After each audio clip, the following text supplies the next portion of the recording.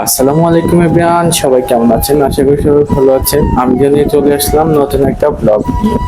তো আমি আসছিলাম কুমিল্লায়। কুমিল্লা আসার কারণ একটাই, আমার বোনকে দেখতে আসছি আর আমার মাকে নিয়ে যেতে আসছি। তো আমি ঢাকার উদ্দেশ্যে রওনা হয়ে গেছি, একটা অটো নিয়ে নিলাম। তো অটো দিয়ে আমি গোমতী নদীর পাড় দিয়ে যাব আমরা বাস স্ট্যান্ড। তো গোমতী নদীর পাড়টা যেহেতু নিরাপদ আর হয়েছে কোনো যানজট নেই, সেজন্য এদিক দিয়ে যাচ্ছি। এদিক দিয়ে যাইতে যেতে কিছু কথা শেয়ার করবো, ভিডিওটা ফুল দেখবেন। যদি ভালো লাগে অবশ্যই লাইক কমেন্ট শেয়ার করবেন। তো দেখতে থাকেন গোমতী নদীর পাড়ের অবস্থা। আসলে কয়েকদিন আগে আপনারা সবাই জানেন, সবাই জানা যে গোমতী নদীতে অনেক পানি ছিল, কুমিল্লা গোমতী নদীতে।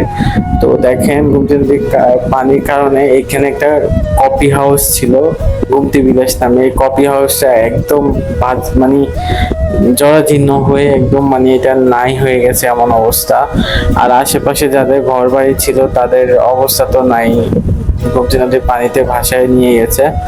তো যাদের আর্থিক অবস্থা খারাপ তারা এই চরাঞ্চলে ঘর বানায় থাকতেছিল। তো ওই জায়গাগুলো একদম অবস্থা খারাপ হয়ে গেছে। তো অনেকেই দেখলাম যে এদিকে যেহেতু পানি কমে গেছে মাছ ধরতেছিল। দেখেন নদীর অবস্থাটা। আর এই যে রাস্তাটা, এই জায়গাটা দেখতেছেন, এই জায়গাটা হচ্ছে জগন্নাথপুর। তো এই এরিয়াটা ভাঙনের একটা ভয় ছিল। তো দেখেন এটা একটু সংস্কার মানে কোনোভাবে এটা আটকে রাখছিল। তো আমার ফ্রেন্ডরা আরো এদিকের অনেক এলাকার মানুষ আরো অনেকেই আসছিল এটা সাহায্য করার জন্য। তো আমি দেখতে দেখতে দেখেন কোথায় চলে এসেছি। তো পুরা গোমতী নদীর পাড়টাই আসলে দেখাচ্ছি, যেটুকু সম্ভব এটুকু দেখাচ্ছি। তো দেখেন রাস্তার পাশে মানুষে কোনোভাবে থাকার জন্য কিছু কিছু বাসস্থান করেছে অস্থায়ীভাবে। তো কোনোভাবে জাস্ট দিন পার করার জন্য এই যে দেখেন ছোট ছোট ঘরের মতো কাপড় দিয়ে বানাইছে।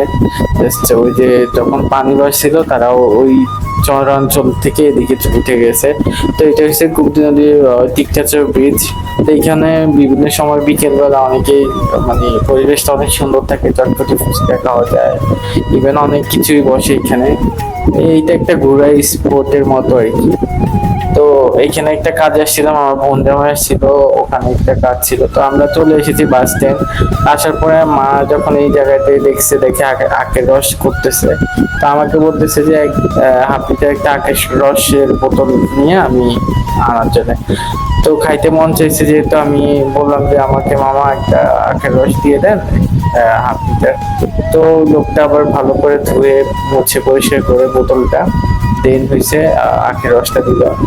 আর প্রচন্ড যেহেতু গরম ছিল, তো আখের রসটা খুব খাইতে অনেক ভালোই লাগছে।